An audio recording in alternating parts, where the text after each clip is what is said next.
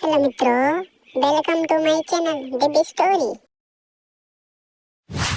बहू के पलटते ढंग। पुणे में रहने वाली शीना की ससुराल में सिर्फ 3 लोग थे। इस वजह से घर में ज्यादा काम नहीं होता था, तो वो दोपहर तक अपना सारा काम खत्म कर लेती थी। लेकिन उसके बाद वो बोर हो जाती। इस वजह से उसने शिनचैन कार्टून देखना शुरू कर दिया, जो धीरे धीरे उसके व्यवहार पर इतना इफेक्ट करता गया कि वो खुद भी शिनचैन जैसी ही बातें करने लगती है। एक रात डिनर करते हुए, अरे बहू, जरा अचार तो देना। ओहो ससु माँ, अब से इतना काम भी नहीं होता। इस तरह तो आप जल्दी जल्दी बुढ़िया हो जाओगी। अरे शीना, ये तुम कैसे बात कर रही हो? आपको तो कुछ भी समझ में नहीं आता। ये शीना का शिनचैन स्टाइल है। ऐसा बोलकर शीना वहाँ से चली जाती है। अगली सुबह शीना सबके उठने से पहले ही घर का काम खत्म करके कार्टून देखने बैठ जाती है। अरे वाह बहू, कमाल ही कर दिया। इतनी जल्दी सारा काम खत्म कर दिया। बस भी कीजिए, अब मैं इतनी भी कुछ खास नहीं। ओफो, तुम और तुम्हारे शिनचैन का भूत, जाने कब नॉर्मल इंसान की तरह बात करोगी। मॉम, आप तो बस मुझसे जलती रहती हैं। आपको क्या पता मेरी लाइफ कितनी मुश्किल है। अच्छा छोड़िए, अब मैं शॉपिंग के लिए जा रही हूँ। हाँ, तो ये है तुम्हारी मुश्किल लाइफ। शीना शॉपिंग करने मार्केट पहुंच जाती है, जहां उसे जय के ऑफिस की एक लड़की मिलती है। हेलो, आप जय की वाइफ है ना? हेलो, मेरा नाम शीना है। मैं 26 साल की हूँ और मुझे शिमला मिर्च बिल्कुल भी पसंद नहीं है, पर शिमला जा सकती हूँ। हाँ। शीना की बात सुनकर लड़की आगे कुछ बोले बिना वहां से चली जाती है। कमाल है, आजकल के बच्चों को इंटेलिजेंट लोगों से बात करना आता ही नहीं। शीना शॉपिंग करके घर वापस आती है, जहां सास और जय साथ बैठकर आइसक्रीम खा रहे होते हैं।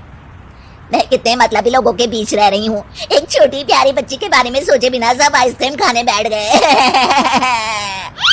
अब इतना नाटक करने की जरूरत नहीं है। तुम्हारी आइसक्रीम फ्रिज में रखी है, खा लो।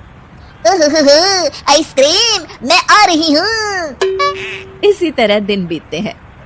अभी तक तो घर में सारे लोग शीना की हरकतों से परेशान हो चुके होते हैं। एक शाम उनके घर पड़ोस के अंकल आते हैं, जिन्हें देखते ही शीना बोल पड़ती है।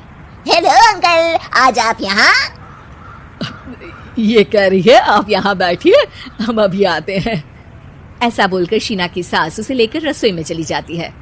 अरे वो तुम्हारी पापा की उम्र के हैं, उनकी इंसल्ट तो मत करो।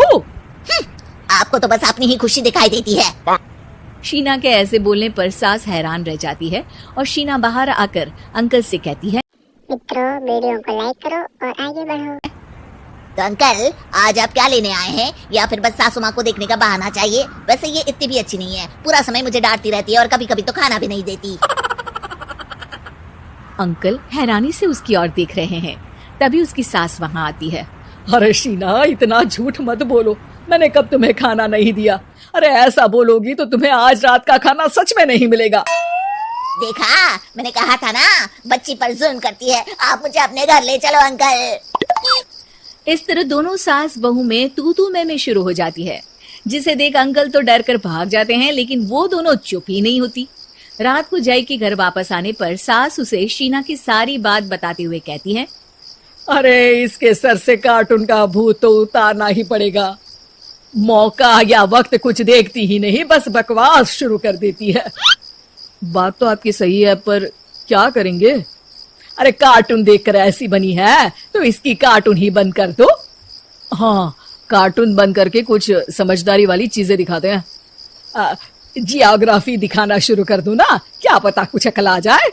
हाँ, नाइस आइडिया माँ। इस पर जय केबल टीवी पर जियोग्राफी छोड़कर बाकी सारी चैनल बंद करवा देता है, पर शीना भी किसी से कम नहीं होती। ओहो पतिदेव, अपने आप को बहुत स्मार्ट समझते हो। शीना मोबाइल पर YouTube ऑन करके उस पर शिनचैन देखने लगती है। शीना की इस स्मार्टनेस को देखकर जय तो बेचारा सर खुजलाता ही रह जाता है।